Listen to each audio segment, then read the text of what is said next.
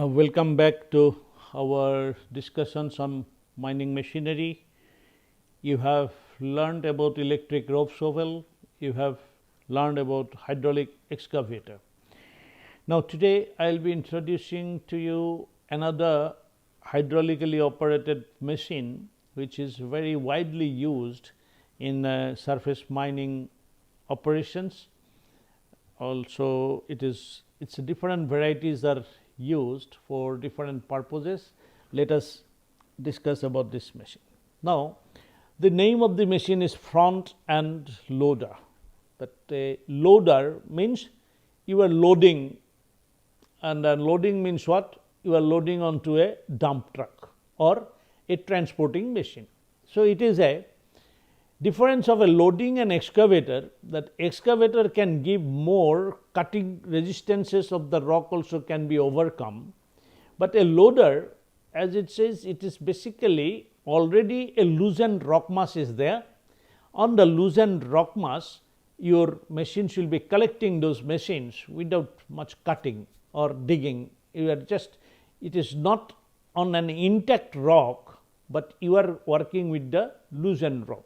So, that is the difference of a when you are what is a loader and an excavator. Excavator gives a positive this a cutting, or that is a force by which it can exactly the cut the material also, but here it does not do. Now, this loader, there are two types. It is called wheel loader or track loader. If it is mounted on a rubber tire, then it is called wheel type or wheel loader, and if it is on crawler, it is called your track loader. Now, what is our objective of today's lecture is so that you know about what is the operation, that what is the construction of these machines and how exactly you maintain these machines. A brief introductions will be given to these machines, so that you can prepare yourself to study these machines in depth by your self studies. So, after these lectures exactly you can briefly explain that what are the basic functions of this front end loader, and you can, if you are a little bit of seriously listening to me, you can plan the use of a front end loader in surface mining, because you have studied a little bit of this machines about in your surface mining classes. You have learned something, so you can make a correlate that what type of activities in surface mining you can use it, and also you should be able to write some technical notes, say on a various aspects. You will be learning few terminology. Please listen to them very carefully and make a note of it, and try to use those technical terminology, so that you can explain the work in technical term. Because while you are working in field, you will have to give a technical instructions, or you will have to present your work to someone in a technically you will have to explain. So, you try to write technical notes with engineering terminology. You need to practice it, and there, as a thinking engineer, you will be putting it some of the possibilities and some of the doubts you will have to express in words. So, that is one of the learning objectives, and if you can do that, I am sure that you can come out to be a good mining engineer, and then you can deploy mining machinery in a better way. All right. So, here have you seen this figure? Exactly, I have collected from internet, and this is a front end loader. That is the machines. Can you see that this is a gigantic machine? This is also, I think, the world largest front end loader, which is originally it was designed by La Tornio, one American company, which was later was a subsidiary of a company called Rowan Company, which later on has taken up by Joy Global, and they are marketing. And if you see that this machine It's a huge machine. Its operating weight, it is the huge going to more than 15,000 tons. It is going to for 15,000, that is your 270 ton. 270 ton of a machine. You can imagine how much is that. That is your, you know, that normal truck which you see on the roadside is called a 20-ton truck. Now, then you can consider, and in the bucket you see how many that whole beds of glass can enter into. That is where a large size of it you can think of this machine. Now, the bucket capacity, it can take up to your 40.5 meter cube, means if it is your you can think of a room of a small chamber of a professor is, I think, smaller than that. In a that type of bucket is being used in this machine, and this machine can be raised with the whole material. It can take at up to 3.5 meter, and then it can carry and move. But anyway, we will be discussing about these machines, but just notice here why there is a steel chain is covered on this tire. So, then from here you should understand that this machine, because with such a heavy load, if it is working on a high abrasive road on a rock, what will happen? The tire will get very easily worn out. So, to protect that, this tire is protected by a cover of the, that is your some alloy metals chain, that cover is there, so that it will be, the tire life will be increased, because tire of such type of big machines, it costs a lot. In India, a tire of this size will be, one tire will be costing about 16 to 20 lakhs of rupees. So, you can imagine that if it is wearing out, the operating cost of the machines will go high. So, that is over there. Now, you can see the operator's cabin here, it is in between, centrally it is located in these machines. He can just see, he cannot see what is there in the front of this bucket, but he will be operating it with it. So, that is why lot of sensor technology to help the operator is there. Some things are still not there. Maybe some of you will be designing, and some of you will be coming with some new innovations to optimal use of these machines in the field. Then as in your, when we talk about the hydraulic excavator, we have talked that there will be a front attachments like that. Here also, this is the main tractor part, and there your this portion is the front attachments. Here also a boom is there, we can say it is just a good boom type of boom is there, and then there are a number of cylinders which will be pushing and controlling this bucket. But by that you are doing the four main operations. One is your digging operation, that excavator also does. Scooping operations, the material is taking, the excavator also does. But there is one carrying operation, that means taking the material on it, the machines can travel to a distance, and then there the dumper need not come up to the machines over here. So, there this is a difference with your excavator. Excavator does not carry the material to a distance, and it does the dumping, as the excavator also dump on a loader. But here in many mines, you may be finding that this rock, when the fragmentation is not proper, big boulders are coming, then there is a, inside the pit there will be a crusher. So, this machine take the material, and then the location of the crusher is exactly not very near to the face where the blasting is taking place. So, there these machines gets a maximum use. You will find many of the rock quarries, many of the granite quarries, many sorry not granite, this many of these roadstone quarries, where the after blasting this your big boulders are coming, and you are using a in pit crusher.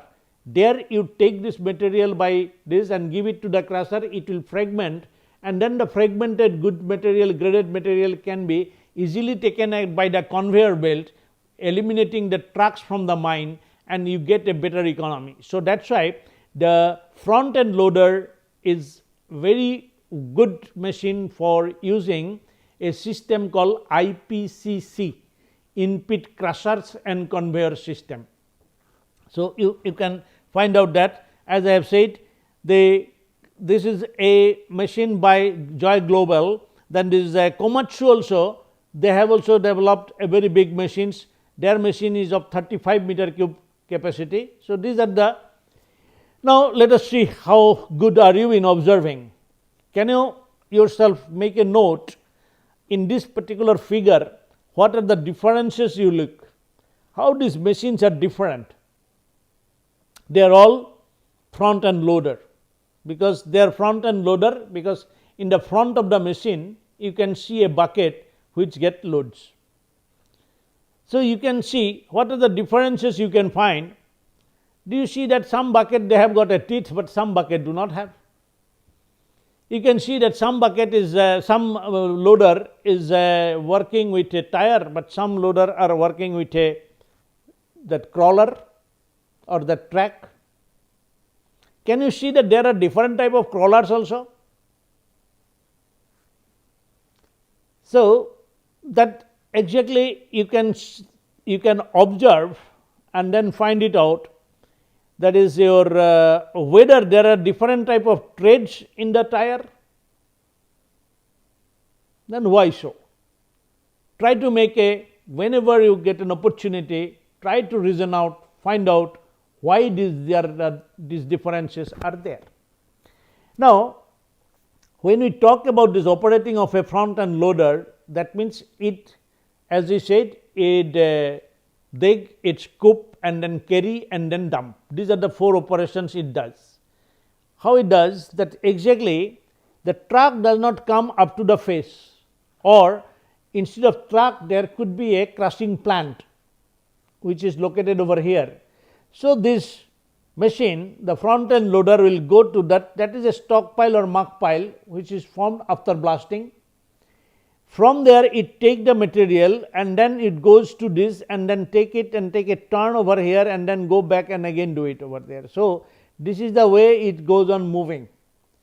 Depending on how much space is available, there it will maneuver.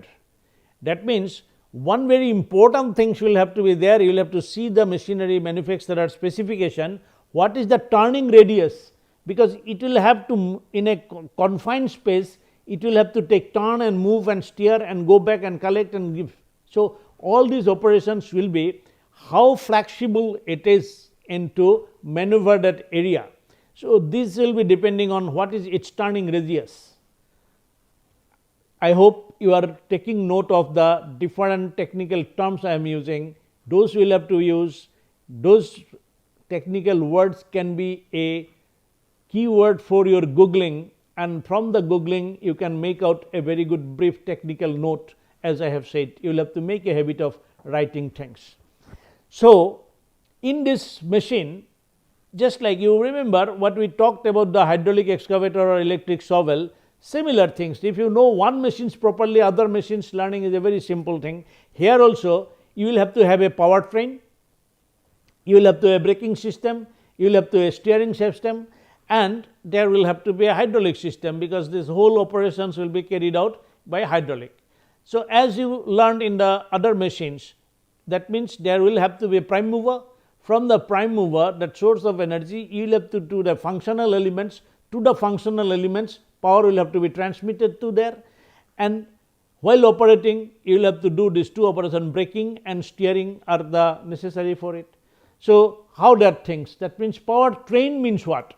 The power train is that how the power is transmitted to the your working member. This is important, and then as we said, it is a hydraulic. So, it can be now it can be electro-hydraulic or diesel hydraulic. In the electro-hydraulic, from the electric power through a trailing cable, the power will be brought to the machine and then the machine, but in that the whole movement and all will have to be, or a cable will have to be taken care of. That is why that your loader, front end loader type in surface mining will be, because it move a longer distance, it gives your only with the diesel engines. But if such a front end loader, a loader in underground mines, because it has got a very limited in a gallery, it will move restricted motions. So, there the cable handling is easier. So, the machines can be powered by electrically. So, that we can have a electro hull front end loader, which can be, we have got a different, that loader we have got of course the different name as SDL and all, the side discharge loader we say, because the bucket will be loading the side in underground mining. So, that we will be discussing about that electro hull type of your loader which are used in underground mines. So, the hydraulic system which is for all the controlling, that is your steering, your propelling, your braking, your bucket operations, all these work are run by hydraulic system. So, these main systems, you need to know the bucket which is connected in front of it. The bucket may not be having a teeth, because it is just collecting the loose material, but the linkage, how this exactly the motions of the bucket is carried out, very very important. Just like your hydraulic excavator, here also bucket is connected with the link with this your that lever portions is there, which is called your tilt cylinder. That means by this link, that there is a free motion about this link, and then the tilt cylinder, when about this is moved, depending on then if it is a fixed or motion, you can get a different type of move over here. Similarly, we have got a lift cylinder by which this boom can be lifted. This is a fulcrum point about which these motions can be carried out. So, try to draw this diagram and then find out that how that exactly the movement is taking place, what are the working couple getting formed, where are the rotations, and how the tilting and what mass force is getting available. And the hydraulic system, that is exactly the whole bucket is operated in a 4 positions. Bucket can be held in one positions, it can be raised, then it can be lowered, the bucket can be lowered, it can be in a floating positions, or it can be a tilting positions, so that the bucket is tilted to that take out the material for unloading. So, now this whole thing, what is there? There is a control valves are there, which has got the hoist cylinders, or we can have got the lift cylinders, by which you can operate the motion of the buckets. And then there are the control lever, which are operated by the operator's cabin, and then there is a main control valve, which will be exactly arranging that which fluid will be moving over here. And there is, of course, there will be a bucket is open or closed, there will be some relief valve. Now, all these valves, by this control, you are exactly from the tank the fluid is moving, and this is basically a simple operations. Now, in the to keep the hold positions, both the control levers are in the hold positions, exactly those marked in the operator's cabin, and the oil is supplied from the tank to the pump to the control valve and back to the oil tank. Thus, the oil in the hoist line is trapped, and so the hoisting action takes place. So, this is the simple as a actuator. Now, in a raising the bucket also, your actuators will have to be taken. Now, what that how the operation will be done? The lever is pulled to the raised positions. That operator will be making that lever movement to the raised position, and when he does this, a spool valve, they will be control, they will be spool valve will be opening the control valve, and then the oil will flow to the bottom of the hoist. And then when this oil will flow to the bottom of the hoist, that is the pistons will go up.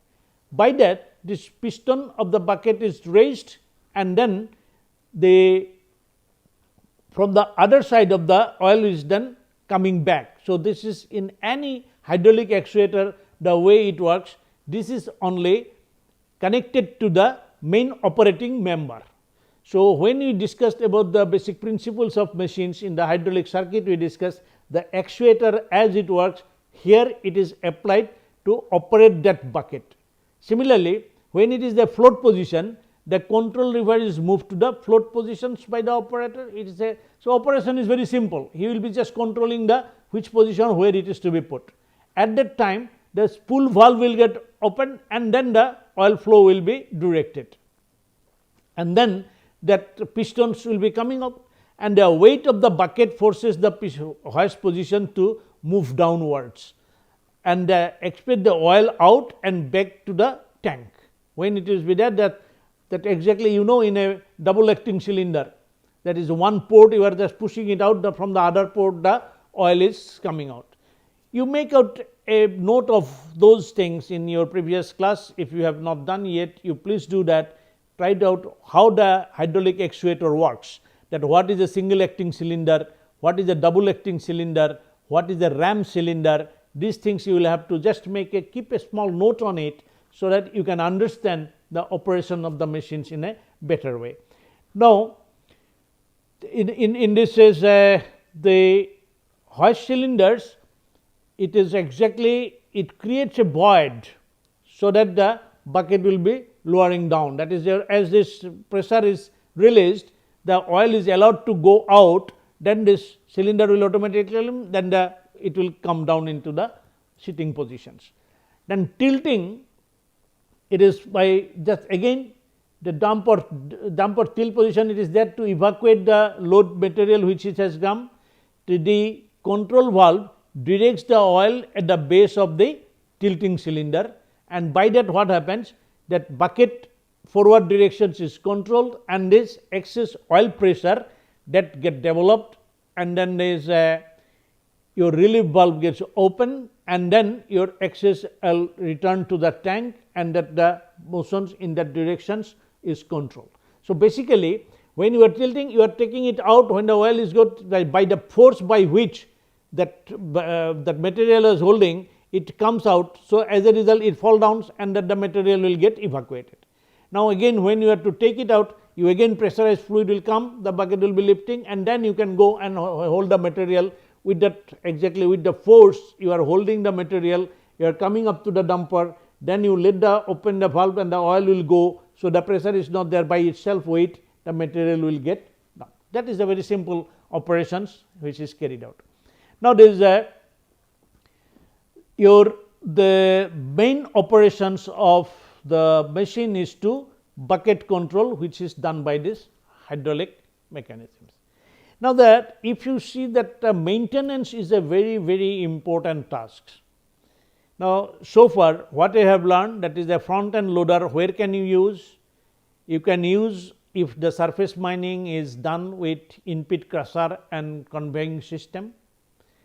If you are using sometimes in a dump truck cannot come near to the face because dump truck to move a haul road is there. If you are having a very undulated and a very difficult conditions there, or there is not enough space for the big dumper to maneuver near the face, it may not be there. So, you are using the front end loader which can at least the dumper positions or the crusher positions it can do.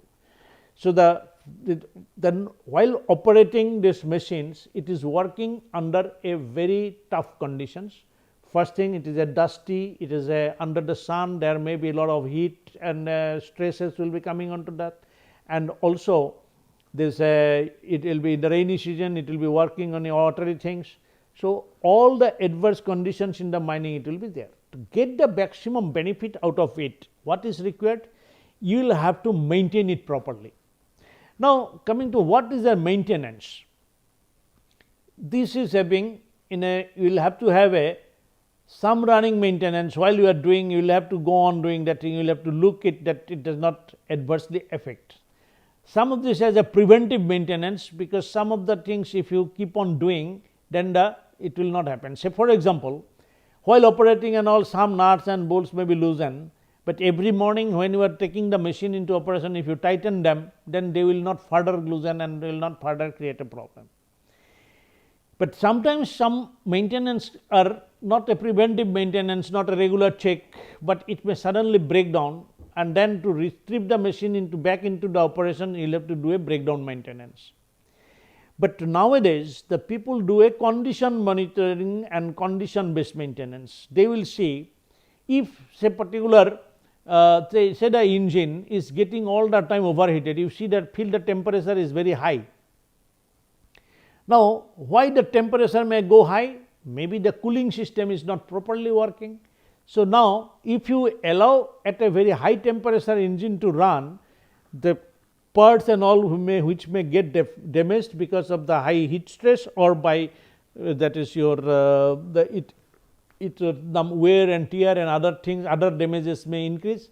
So, when you have seen that if you keep a temperature sensor and keep it displayed that temperature is increasing, at that time the mechanic can see, yes, there is a, I think that maybe the cooling system some blockade is there, they can take care of it. And that, so that means if you are taking up some maintenance job, by properly monitoring the condition of it, which can be a vibration, which can be a temperature, which can be your exactly a cracks, which could be many things. It can be say for example, that your if the speed somewhere the speed is not picking up, sometimes the pressure is not picking up, or it is going a very high pressure for doing a small job. So, by or sometimes the flow, that is the fluid is supposed to flow at this much velocity, but it is not flowing at that flow, that means there is some problem. By sensing the operating parameters or the controlling parameters and then giving the indications, informing the operator or allowing the engineers to take decision, that type of called your exactly the sensor based or condition based maintenance. And these ones, when we keep on monitoring and before any failure come, we prescribe that you must do these things, otherwise that after say maybe 1 month or after 20 days or after 7 days your machine is going to give a breakdown. That type of maintenance when you can specify, that is called your prescriptive maintenance, and this is also called prognostic maintenance. Earlier, whenever a failure is there, the people go and inspect and they do diagnosis of the cause of the failure. That is called your diagnostic maintenance. That is, after the failure is there, you will diagnose that where is the source of failing, and then only you will take some actions. So, this is the way how in case of your maintenance, you will have to go for a prognostic and prescriptive maintenance by knowing the parameters beforehand by proper sensors, and that is where exactly the artificial intelligence applications in the machines have come. You collect the sensors data and monitor for a long time, and on that basis you take the decision for maintenance. Now, where the problem may come, it can be wear of the pocket tip, it may damage of the tire, it may be the problem in the hydraulic system, trouble with the power systems. Now, these problems how it occurs, every manufacturer they give a troubleshooting chart. So, the assignment today is you develop a troubleshooting chart by studying different manufacturers machines. If you study troubleshooting chart of say 5 or 6 different type of makes, then you will be expert. Any problem comes, you will be able to tell, yes, you do this, and that is where how you will be empowered by your technical knowledge. Say for example, hydraulic oil is too heavy, the density has increased of the oil. So, your remedy is you will have to change the proper oil, but thing is that if the density means the mass of the oil has increased, means what, there is a certain things has come in, that means somewhere some wear product or something from the seal may be breakdown, and from there some material is coming and then mixing with the oil, or because of the heat and operation and all that thing, the oil has got its chemical change has taken place, many things may happen. So, that is what the oil filter, it may get plugged. So, if you find that because of the oil filter is plugged, you will have to, your remedial will be the cleaning net. Similarly, hydraulic pump, it may be worn, if some problem has been diagnosed, then you will have to replace them. Then the oil line restriction and leaking, if it takes, you will have to see where the leaking is there, that is your hoses and all, but you are not identifying here the source of that problem. As an engineer, you will have to find out why this exactly the restriction is taking place. after finding out that that may be n number of probabilities may be there. So, that somewhere is there, somewhere get restricted, so that if you constrain over there, then the pressures will get this difference, and that will may not be able to give you the necessary work. So, there are different type of problems may be there, and then if control valve is not shifting properly. So, you will have to inspect, clean, repair or replace the valve. This type of work you can prescribe to your juniors, to your working people. So, there is a air in the hydraulic system. If in the hydraulic system air is coming, so that is a big problem. Now, what we will have to do, that is your cycle lift cylinders, bucket cylinders several times to free from the air. It is air taken about bada mushkil hota hai, but you can do it. Then cylinder leaks internally, that is also a problem. You will have to, that the seal is not working properly, you will have to replace the seal. Then your valve may be a faulty, maybe because of the wear and tear in the valve. So, you will have to remove that. This is the different way you can do a maintain. Now, how the power is transmitted in this type of machines, as it is a diesel wheel tire mounted machine or track mounted machine, different machine will be having a different type of powertrain. As you have studied in the power transmission class, I talked about, that is from the engine it will go to a torque converter, from there it will go to a gearbox, from the gearbox there will be a universal coupling to a propeller shaft, and the propeller shaft will be giving it to a differential, from the differential it will go to the driving wheels. So, this is how in a truck, normal ordinary automobile truck, that same powertrain can be there. But if it is a crawler mounted one, there this crawler will have to get, that means the sprocket will have to get the power. So, there we have got from the engine to a torque converter, it goes to a power shift transmission, a hydraulic transmission systems which is called power shift transmissions. From there exactly you can have a steering clutch, so that power will be going, that restrict to one crawler, then the other crawler will be moving, and then you will be rotating. So, this by hydraulic control for each of them separately, you can, with the help of a clutch, you can make this sprocket to drive and run. Similarly, in some cases there is a hydrostatic transmission. From the torque converter it goes to the individual, this your hydraulic motors are there, which is getting, that pump will be driving it over there. So, this is some of the levers there on book and manuals you can find. I have given the reference, you can read from there, and you know that what are that from the engine it is coming to the your gearbox, from the gearbox that how the pump are run, and from the pump the fluid is going to the hydraulic motors, and that hydraulic motors with clutch systems going to the two different sprockets, and they are driven over here. And these are exactly in a real machines, the rear side, that is the rear side sprockets are done. You have said in the previous drawing I showed you that there is an idler here, which is not, but it is driven only at the bottom. So, these are the different power system transmissions are there. So, to tell in a nutshell, you have learned about this machine of a front end loader is nothing but a similar to your any other hydraulic excavator or backhoe, but the front attachment is different, but it has got less power is required, because it is not doing the, that is your cutting, it is not used with a material which has got a high cutting resistance. So, these machines are used very much. You please make a brief notes on the how this machine works, what are its functional element, and then under what conditions where you should use these machines. So, I think with this you are learning about these cyclic machines, because here also the front end loader go, load, then move, travel, dump, and again come back, again do the same thing repeatedly. That is why it is a cyclic operation is in surface mining. Very productive machines, but if it is a tire mounted, it will be having a problem with tire. If it is a very highly abrasive rock, and then you may go for a crawler mounted machines. If it is working in a gradient and then in the slopes, you will have to go for a crawler mounted machines. If it is in a plane, that rock is not very abrasive, and then you can do with a you know the ground bearing pressures, there you can use this.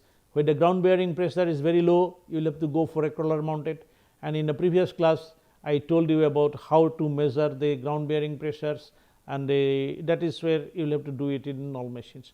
So, I hope you have understood these machines.